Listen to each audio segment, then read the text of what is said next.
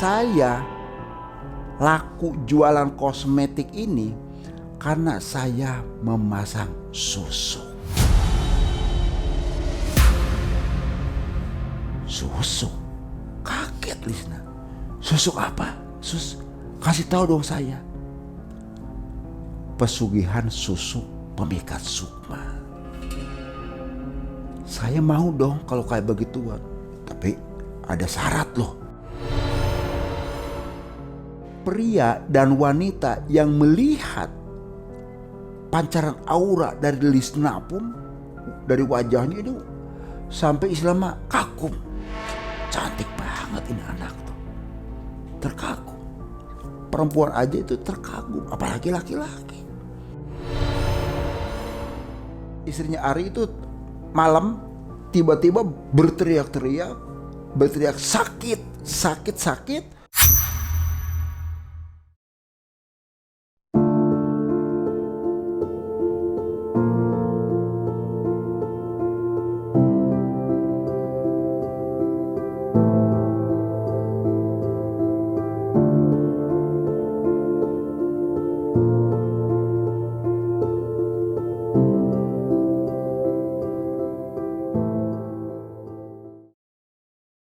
Bismillahirrahmanirrahim. Assalamualaikum warahmatullahi wabarakatuh.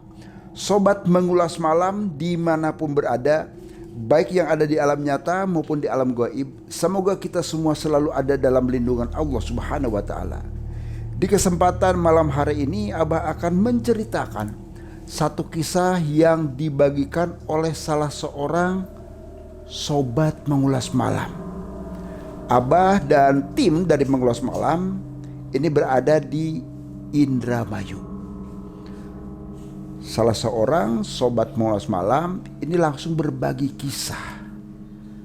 Seluruh nama, karakter, serta lokasi kejadian ini sengaja Abah samarkan untuk menjaga privasi seseorang.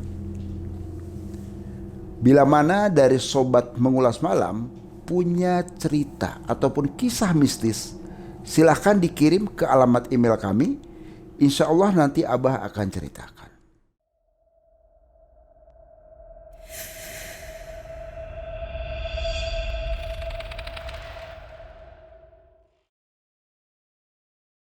Ibu Neni ini bercerita perihal mantunya.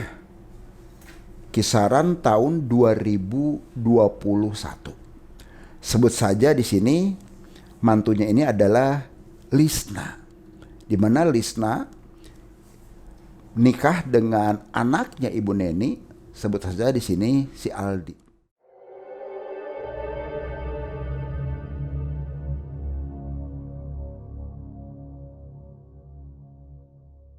Awalnya si Aldi sama Lisna sendiri itu ngontrak rumahnya, tapi pasca meninggal dari suaminya Ibu Neni, mereka pun suruh tinggal bersama ibunya.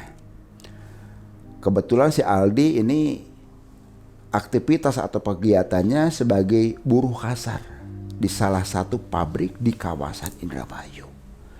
Ya, yang namanya usaha buruh pabrik, dia mendapatkan gaji kala itu kisaran 2 jutaan sebulan. Dia bersyukur bisa membantu ibunya. Tapi karena tuntutan dari istrinya ini si Neni, makan pingin serba enak, pingin nuntut perhiasan ini banyak aja, sampai hampir setiap hari ini ribut terus. Puncaknya Lisna pun ini keluar rumah, meninggalkan suami dan ibu mertuanya. Bukan berarti dia itu kabur begitu saja, tapi tujuannya dia tuh pingin merubah satu nasib, pingin bekerja. Apa yang ada di pikiran benaknya Lisna sendiri, saya berumah tangga sudah 5 tahun, suami tidak bisa membahagiakan kepada istri. Mau tidak mau saya pun harus bisa berubah nasib saya dan keluarga. Tujuannya mulia sahabat, mulia sekali. Tapi apa yang terjadi? Lisna ini kebetulan dia punya teman. Sebut saja di sini adalah Susi. Dia ketemu dengan Susi, melihat situasi, kondisi rumah Suci, dan juga fasilitas yang ada di rumah Susi. Ini bikin menggiurkan ke Lisna. Sampai Lisna pun bertanya, "Sus, kegiatan kamu apa sih, Sus?" "Saya sih hanya jualan kosmetik saja." "Terus suami kamu gimana?" "Ya suami saya sih udah lama saya cerai." "Udah lama?" "Iya. Ya ini saya kegiatan jualan-jualan kosmetik." "Terus gimana?" "Saya tuh terus terang aja, Susi, pingin merubah satu nasib. Suami kerja hanya sebatas buruh kasar begitu saja, tidak mencukupin kebutuhan keseharian. Saya pingin lah seperti kamu, hidup serba mewah segala macam. Ada rasa ketertarikan. Ya sudah, kalau misalkan kamu ada keinginan, ikut kerja dengan saya. Tapi dengan catatan kamu izin dulu sama suami." "Ah, nggak perlu izin. Ngapain? Kesal saya, terus terang saja. 5 tahun berumah tangga, mana ada dia. Beli cincin aja dia tidak mampu. Saya pingin punya gelang, kalung. Ya seperti umumnya lah ibu rumah tangga yang lainnya." "Ya udah kalau kayak gitu kamu siapkan saja berkas lamaran, nanti saya antar." Singkat cerita, Lisna pun ini pulang ke rumahnya. Dia lengkapin berkas lamaran. Keesokan harinya, tanpa izin, tanpa pamit ke suaminya, Lisna pun mendatangi Susi lagi. Datangi Susi, langsung sama Susi itu diantar ke tempat kerjanya menghadap ke pihak HRD. Begitu berkas administrasi lamaran, berkasnya itu diperiksa oleh pihak HRD, lengkap segala macam, interview selesai, dan dinyatakan Lisna Suni diterima sebagai salah satu karyawan dengan masa percobaan 3 bulan. Dibawainlah dia barang-barang kosmetik, dari mulai bedak, lipstick, blush on juga, sampai maskara dan sebagainya. Berangkatlah Lisna sama Susi ke lapangan. Begitu nyampe di jalan, di lapangan, Lisna nanya, "Susi, ini saya ikut kamu tah untuk jualan?" "Ya enggak dong, kamu jalan sendiri. Kita kan masuk ini di komplek perumahan. Biarin saya nanti garap untuk wilayah bagian kanannya, kamu yang sebelah kiri." "Oh ya udah kalau begitu." Lisna dan Susi pun bergerak menawarkan produk-produk kosmetik dari perusahaannya. Siang sudah terlewatin, sore sampai malam, Lisna belum ada satupun produk yang terjual. Sampai kurang lebih sekitar pukul 10, dia pun pulang ke rumah, gedor-gedor pintu, dibuka oleh suaminya, si Aldi. Ditanya sama suaminya, "Dari mana, Mah?" "Ya kerja lah, Pak." "Masa kerja kok pakaian seperti itu? Pakaian rok mini segala macam. Kerja apa?" "Nggak perlu tahu." Lisna pun diam aja duduk di kursi. Dia berpikir, keesokan hari ini saya harus kemana ini jualan. Nah sampai mereka pun misah tidur itu. Karena sering-sering bentrok sih, sering ribut-ributan. Keesokan hari seperti biasa, jam 8 sudah siap-siap mau aktivitas. Si Lisna dilihat sama suaminya hanya ngelus dada, pakaiannya pakai rok mini segala macam. "Masya Allah," kata saya. Ya sebagai suami hanya mengingatkan, ya sudah hati-hati Mah, kalaupun usaha dagang seperti itu gitu kan. Ya sudahlah, jangan terlalu banyak urusan, jangan ikut campur. Bentak-bentak terus itu si istri. Berangkat aja dia. Berangkat, ketemu lagi di kantor sama temannya si Susi. Susi langsung nanya, "Lisna gimana penjualannya kemarin?" "Aduh saya sih kosong, nggak ada laku sama sekali. Banyak penolakan dari sana sini." "Terus kamu sendiri gimana, Sus?" "Ya saya sih habis nih. Buktinya ini saya kan langsung ambil barang lagi dari kantor." "Terus gimana nih?" "Ya sudahlah, kalau misalkan kamu berkenan, saya mau tanya trik-trik penjualan seperti apa." Ya kalaupun trik penjualan tekniknya sama lah seperti orang pada umumnya. Tapi gimana? Ya kamu jangan polos-polos banget. Ada sesuatu yang harus kamu milikin. Seperti saya ini, kata Susi ke Lisna. Lisna pun dia penasaran. Kasih tahu dong bocorannya. Karena situasi itu masih di kantor, Susi pun membisikkan, udah nanti kita di lapangan saja, di luar saya akan ceritakan ke kamu.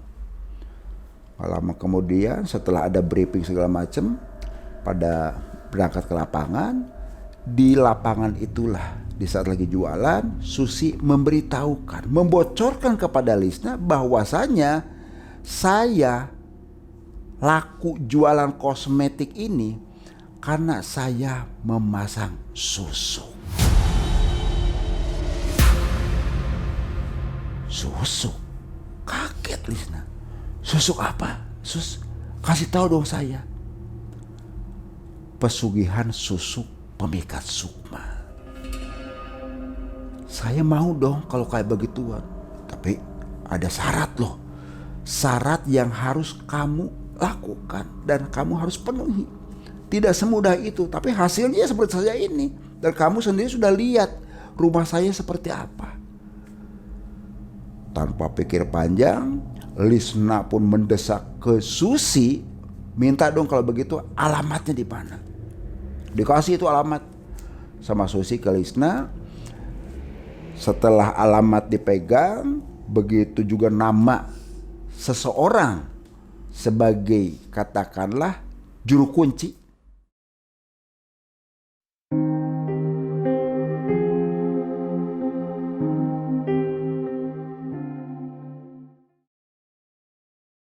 Hari Lisna itu tidak beraktivitas, tidak bekerja, tapi dia mendatangin salah satu tempat yang diberikan oleh Susi. Ternyata cukup jauh, yaitu di daerah Jawa Tengah. Butuh waktu kurang lebih sekitar 12 jam. Dia mencari alamat yaitu di daerah Gunung. Dia datang, sempat nanya-nanya bahwasanya ada yang kenal enggak nih Nyimas Songgolangit. Lisna tuh nanya ke salah satu warung di situ, dari ibu warung, oh itu mbak, jenengan di sana tuh, itu tempat makomnya Eyang Jumprit. Wah di situ iya. Masih jauh ya lumayan lah. Karena keinginan kuat dari Lisna, pingin merubah satu nasib. Waktu itu sudah hampir menjelang maghrib. Dia telusurin jalan, naik turun terjal banget. Kanan kirinya pohon jati, pohon pinus, alang-alang segala macam.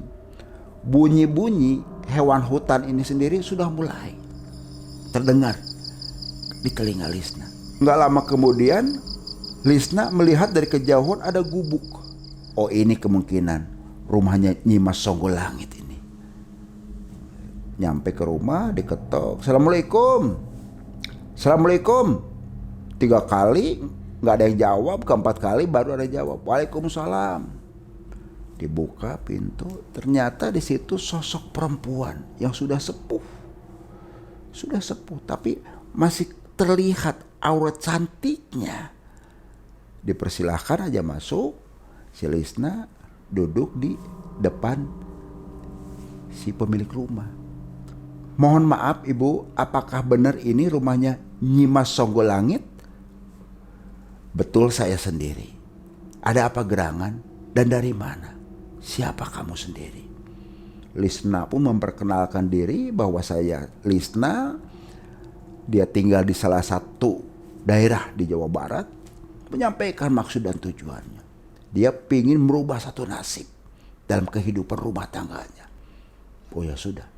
Kalau kamu sudah siap seperti itu, kamu nanti lakukan ritual. Setelah sepakat segala macam, waktu berjalan terus kurang lebih sekitar jam 12 malam. Lisna pun dibawa oleh Nyimas Songgolangit ke salah satu guha di situ. Bawa masuk guha, di depan altar itu ternyata ada semacam batu, tapi batu tersebut hampir menyerupai Eyang Hanoman. Monyet putih. Nah, dari situ Lisna dibimbing oleh Nyimas Songgolangit menggelar sesaji segala macam, membacakan mantra. Apa yang terjadi?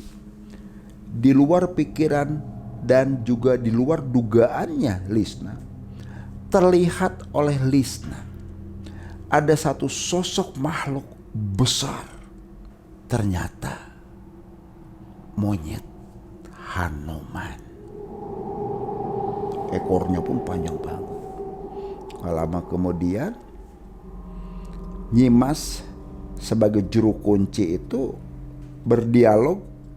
Gak tahu tuh, Lisna tidak paham apa yang disampaikan. Setelah selesai, si sosok makhluk itu pun pergi aja begitu saja. Nyimas menyampaikan, ritual kita cukup di sini. Pulang aja mereka. Setelah pulang sampai ke rumahnya, keesokan hari pamitan aja Lisna. Sebelum pamitan, Nyimas menyampaikan, susuk pemikat sukma dari Eyang Hanoman ini sudah tertanam di kamu, di dalam tubuh kamu sendiri. Jangan lupa, setiap kamu mau berangkat aktivitas, seperti biasa pada umumnya perempuan pakai lipstik, berbedak segala macam, bayangkan sosok makhluk yang kamu datangin tadi, yaitu Eyang Hanoman. Dan jangan lupa, kembang kantil merah itu kelopaknya satu kelopak kamu makan setiap kamu mau berangkat aktivitas. Itu saja. Setelah dipaham, keesokan hari pamitan aja pulang. Nyampe di rumah, dia tanpa basa-basi lagi, itu dia dandan di depan kaca atau di depan cerminnya, lipstick dipakai, bedak segala macam, maskara, blush on segala macam, sambil dibayangkan dan membacakan mantra sesuai apa yang disampaikan oleh Nyimas Songgolangit. Pria dan wanita yang melihat pancaran aura dari Lisna pun, dari wajahnya itu sampai istilahnya kagum. Cantik banget ini anak tuh, terkagum. Perempuan aja itu terkagum, apalagi laki-laki. Begitu menawarkan produk, luar biasa itu, laris manis. Sampai produk yang dijual oleh Lisna kosmetik segala macam itu habis, gak hitungan jam. Ada yang ngeborong segala macam.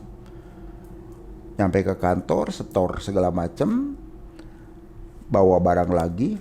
Keesokan hari jualan. Kalau awalnya dia jualan ke perumahan, dia jualan ke salah satu kantoran di situ. Ke kantor nawarin, ada beberapa karyawan yang beli. Nggak lama kemudian hadir seorang pria. Sebut saja di sini Ari. Ari ini adalah memang sebagai pengusaha di situ, sebagai seorang kontraktor. Biasa namanya laki-laki melihat sosok perempuan yang cantik segala macam, baru dia menanyakan, kamu jualan apa? Oh, saya jualan kosmetik, Pak. Kalau Bapak, oh saya pemilik di sini. Waduh, luar biasa. Coba lihat kosmetiknya. Dikeluarkan aja barang-barang tersebut. Berapa itu kosmetik tersebut? Kalau ini sih Pak, ada yang 350.000, ada 500.000. Enggak semuanya itu seisi sebuah kantong kamu. Ini kurang lebih sekitar 5 jutaan Pak.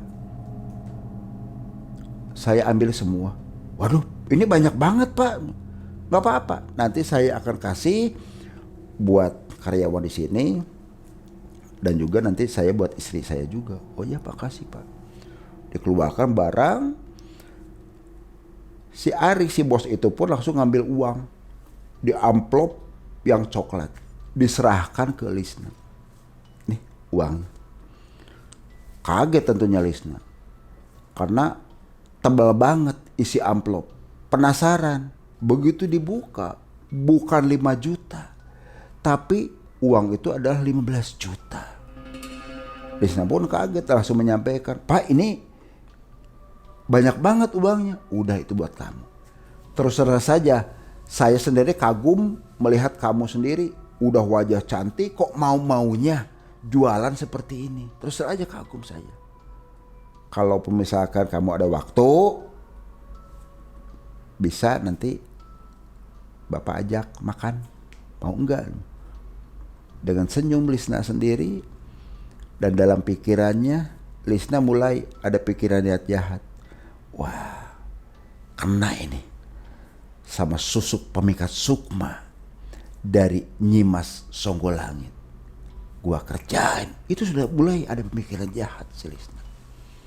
Dari situ Lisna pun langsung menjawab, "Iya Pak, besok saya tunggu kabarnya." Setelah selesai pamitan, nyampe ke rumah, Lisna itu seperti orang yang katakanlah euforia banget ya. Ketawa ketiwi segala macam. Selamat tinggal kemiskinan, selamat datang kekayaan. Terus berbicara ke situ. Ya Aldi sebagai suaminya pun hanya melihat, ada apa mah kok seperti itu. Terus uang itu banyak kok dari mana? Uang yang dari penjualan kosmetik yang diborong oleh salah satu bos itu pun dihitung banyak banget. Ya ini kan hasil mama sendiri, jualan kosmetik. Seperti inilah. Kalau kamu sebagai suami mana mungkin bisa mendapatkan uang sehari seperti ini. Aldi pun hanya bisa ngelus dada. Istighfar mah, istighfar. Istighfar. Istighfar apalah. Nggak ada bahasa itu. Ya itulah sobat, seseorang yang katakanlah dia sudah lupa diri. Perubahan Lisna pun ini semakin lama semakin terus meningkat. Apa yang diinginkan oleh Lisna pun itu tercapai. Kalung, cincin, gelang segala macam, pakaian pun yang berkelas, tas. Keesokan hari janjian dengan bosnya si Ari makan siang segala macem, sampai dibelanjakan segala macam pakaian. Sampai apa yang terjadi sobat? Ari ternyata senang, ada rasa cinta kepada Lisna, sampai Lisna pun dinikah. Padahal Lisna masih punya suami. Dinikah, dibelikan rumah segala macam. Lama kelamaan hubungan antara Ari dan Lisna pun itu ketahuan. Lisna ketahuan oleh suaminya yaitu si Aldi. Dan Ari pun ketahuan oleh istrinya. Sampai di ontrok itu. Dimaki, dicaci maki si Lisna segala macam dengan bahasa-bahasa yang sudah kasar banget. Lisna tidak terima oleh pelakuan istrinya Ari. Lisna pun mendatangi lagi ke Nyimas Ratu Susuk.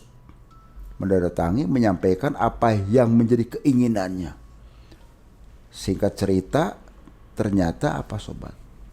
Istrinya Ari itu malam tiba-tiba berteriak sakit.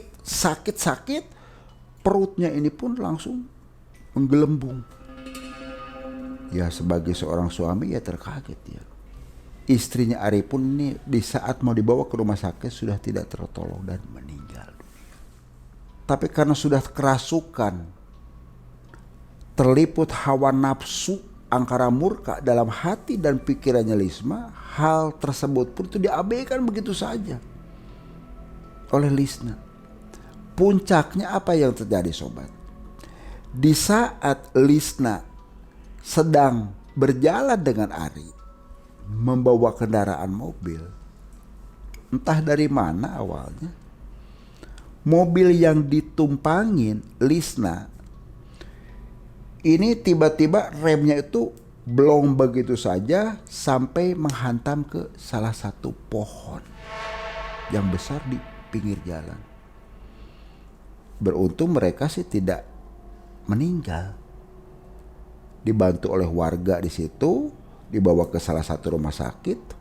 Setelah dilakukan pengecekan, ternyata KTP-nya berbeda, suami istri sendiri. Karena Lisna pun ini sebetulnya hanya dinikah siri oleh Ari itu. Dinikah siri. Ditelusurin, barulah Lisna menyampaikan ke pihak medis atau perawat di situ bahwasanya saya ada suami. Aldi pun dapat informasi, dia datang ke rumah sakit dan mengecek. Terkaget dia. Sungguh kaget dia. Melihat istrinya tanpa sepengetahuan suaminya karena keserakahan hawa nafsunya tadi. Pingin merubah nasib tapi dengan jalan yang salah. Mengambil susuk pesugihan, pemikat sukma, ya berdampak seperti itu.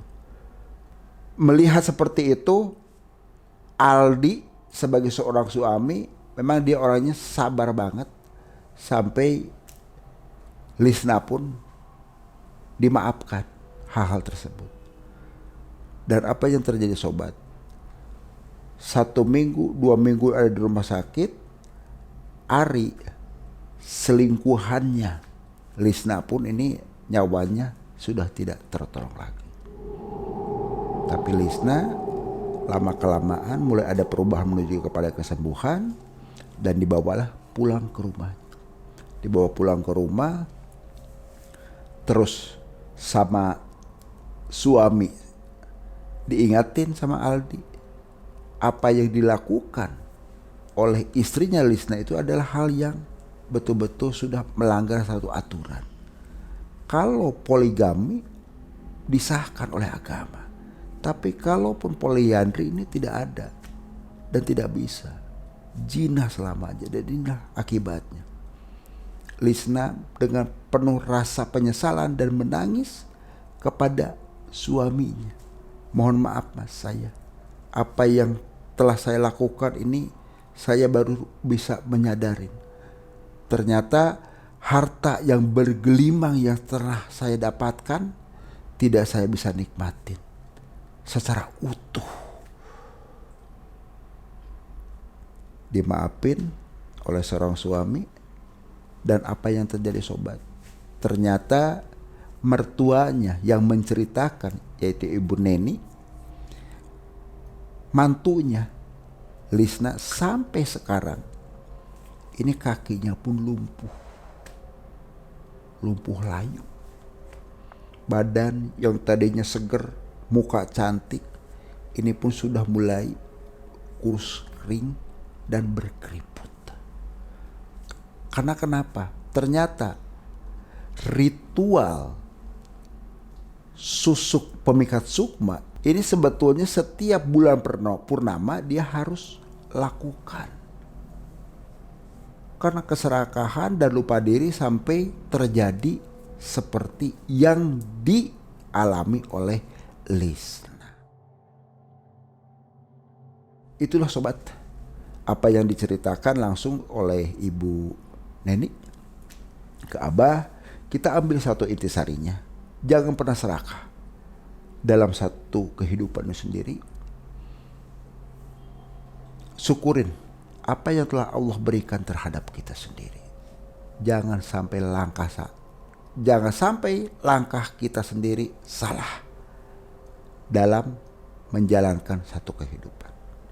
Ingat sobat, jangan takut jin dalam bentuk apapun. Geprek dengan keimanan dan ketakwaan kita kepada Allah Subhanahu wa taala.